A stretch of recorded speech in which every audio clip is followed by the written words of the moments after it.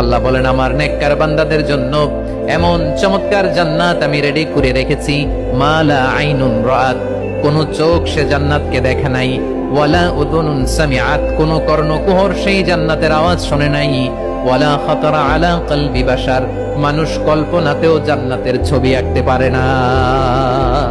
সুবহানাল্লাহ, কল্পনাতেও ছবি আঁকতে পারে না।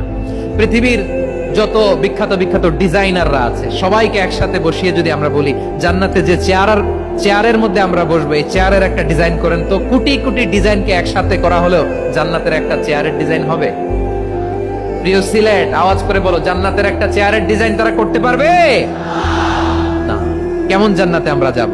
বিশ্বনবী কিভাবে জান্নাতকে আমাদের সামনে চিত্রায়িত করেছেন, পোর্ট্রে করেছেন? তিনি বলেছেন জান্নাতীরা যখন জান্নাতে ঢুকবে, ফেরেশতারা জান্নাতীদেরকে বলবে, ওয়া ইন্না লাকুম আন তাসিহু ফালা তাসকামু আবাদা, ও জান্নাতীরা তোমরা আজীবন সুস্থ থাকবা, কোনোদিন অসুস্থ হবা না। সুবহানাল্লাহ বলেন।